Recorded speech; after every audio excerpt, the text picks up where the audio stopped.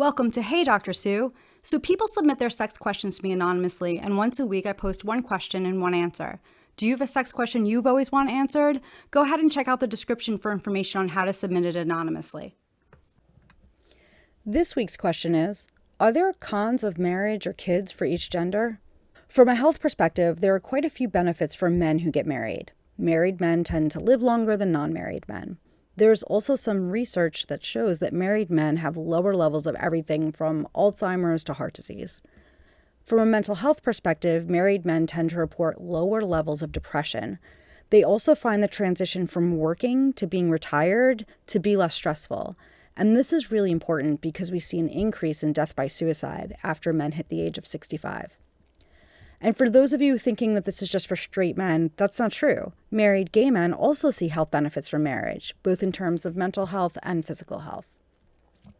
Women also see benefits from being married, but these benefits, especially the health ones, are not as great as they are for men. Women who are married do live slightly longer than single women. And while some studies have shown that married women have lower rates of depression than single women, that may not paint the whole picture. Because we also see studies that found that women who are child-free and single report being the happiest group of people. The problem with numbers like these are that they can be confusing. They can make us believe that it's marriage that causes people to be healthier, but it may not be the fact that someone is married that leads to a healthier life. The health benefits may be linked to the fact that there's someone living with them. Let me give you a quick example.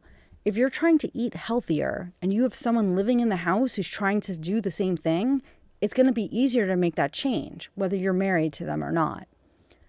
For many men who are married to women, it's often the women who take on a caretaker role. And this includes staying on top of the family's health and making the appropriate doctor's appointments.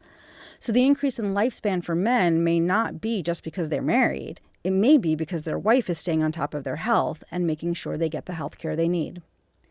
It'll be interesting to see how things change as we start looking at the health benefits of living together without being married.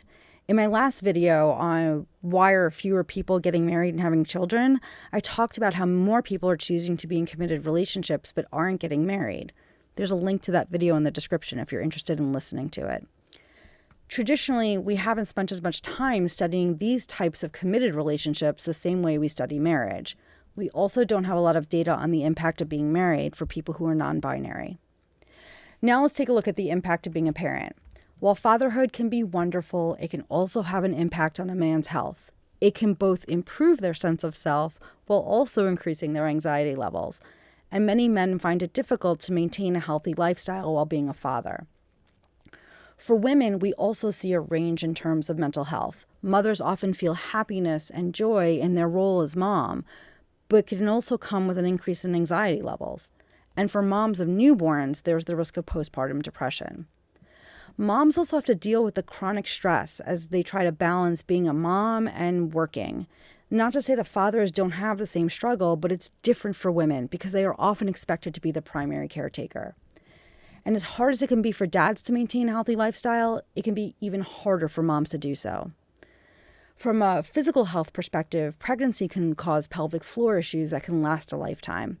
This is especially true here in the United States, where we don't often talk about pelvic floor dysfunction. It's important to keep in mind that people are going to experience marriage and parenthood differently.